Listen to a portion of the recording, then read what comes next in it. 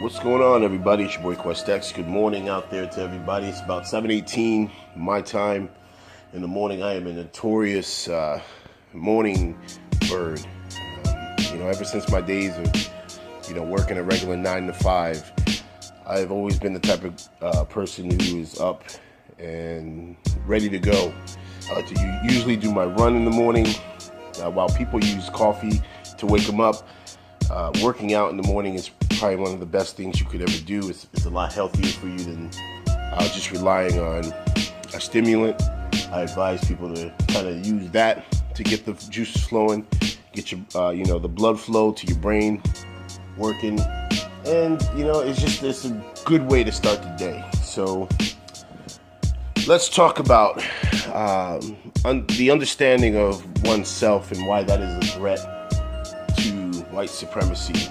And what you're seeing now in this current political climate of Coons and white supremacists, and then you have those of black and brown origin who have an unbelievable understanding of self, are being attacked by Coons and white supremacists. The reason why is simple. White supremacy is struggling to hold on to its grasp in America, and America is changing. I noticed I didn't say America is getting better. I said it's changing. See, to remove institutional racism, it's going to take a lot more than companies hiring, a certain percentage of black and brown folks. It's going to take more than having, 1 to 2% of black entrepreneurs who have a majority monopoly on a certain market. It's going to take more than that. But the thing is that the reason why you're seeing such a starch battle cry, I want to say, by a lot of the Trump voters who voted for him and those who are white supremacists, because I think we also too need to look at it from this perspective. There is a strong distinction between the average Trump voter and the white supremacists who support Donald Trump. The white supremacists who support Donald Trump, they understand that they have a talking puppet who is going to regurgitate what they really want to say on a national forum, okay? And then you have the average Trump supporter who was and is being legitimately duped by his rhetoric.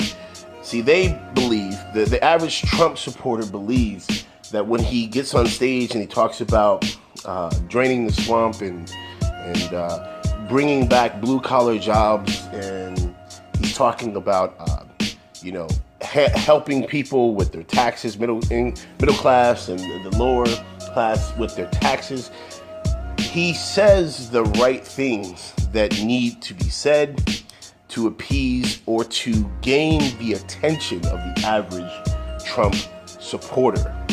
The white supremacist section of Donald Trump's support, he is appeasing and he is appealing to a section of America that is struggling to hold on to their cultural identity.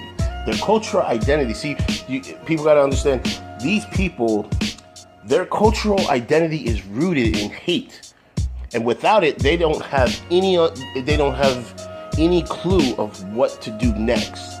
And so Donald Trump, what he says, all he's doing is playing up to a desperate ideologue that is flailing to survive. When Donald Trump did what he did in Alabama, and of all places, Alabama, and I really want people to understand the historical significance of Alabama when it comes to race relations in America, and why he did what he did. It amazes me how the media tries to continually say, does he realize what he's doing?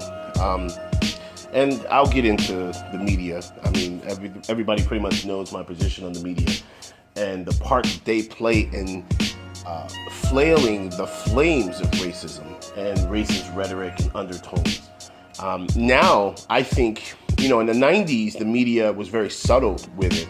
I think as time has gone on, they're becoming more and more flagrant with them trying to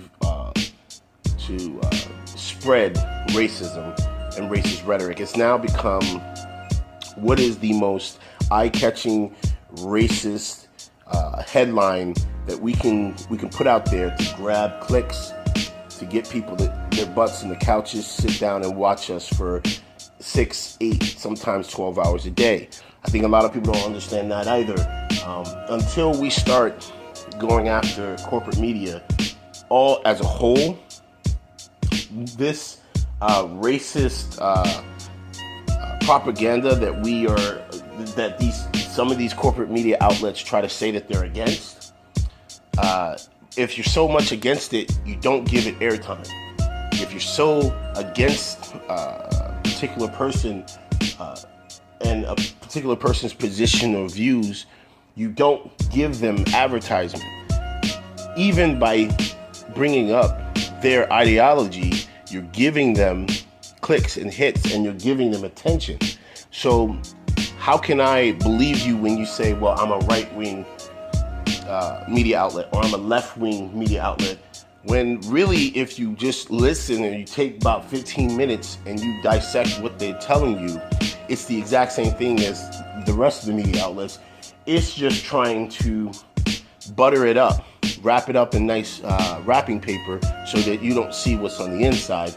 You just keep looking. It's eye-catching. Ever heard the expression, my eyes were bigger than my stomach? Well, that's what corporate media uses to manipulate the masses.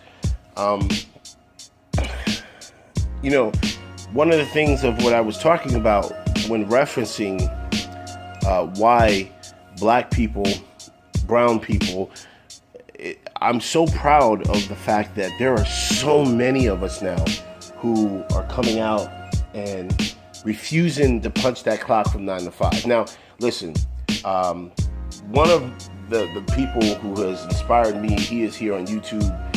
He's one of the only brothers I know that he came to this forum to talk about sports and social issues, and all those times he would do videos talking about independence of a black man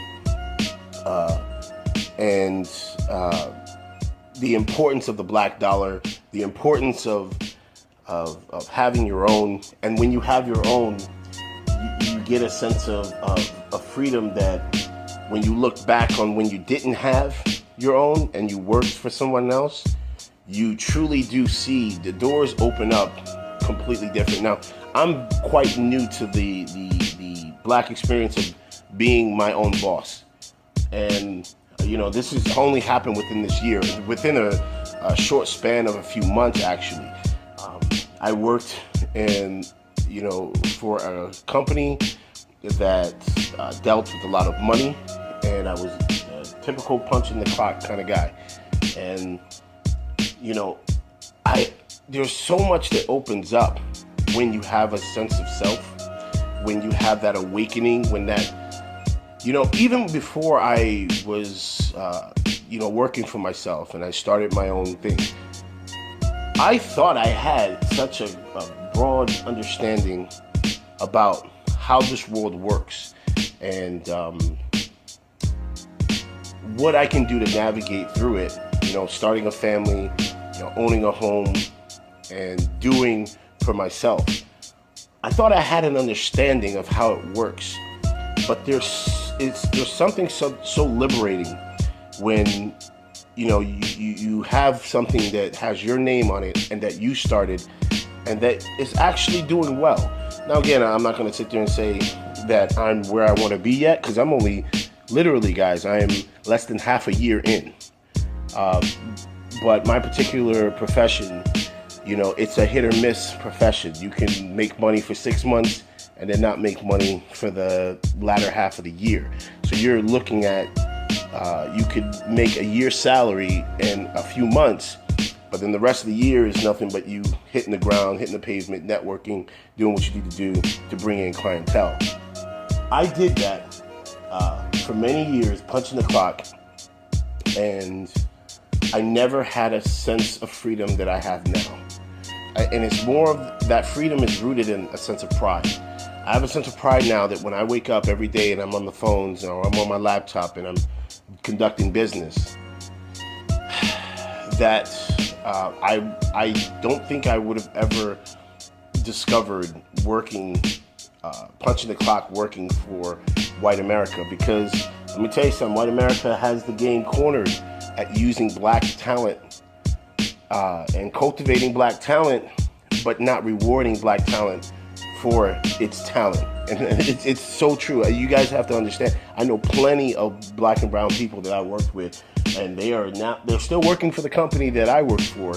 And, you know, I'm telling you, I've seen people have literally almost little mini heart attacks working in finance and business, because you're dealing with people's livelihoods. Anybody ever work on Wall Street or dealt with the market, they know it is one of the most fast-paced. It's like every day you have to be on your toes, doing what you need to do, ready at a moment's notice to change, adapt even your talking points to clients and people you represent, and it's very hard.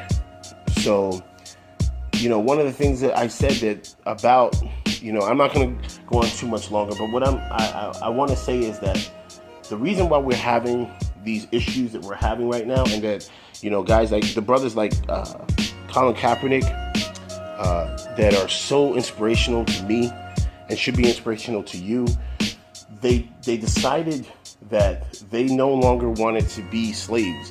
It's kind of like, if I'm going to make a reference, it's I love movies, but it's like The Matrix. When Morpheus offers Neo the pills, the difference, he offers him freedom from bondage that he couldn't even see. And I, like many other brothers on here, have had that happen to them, and I'm just so grateful for that.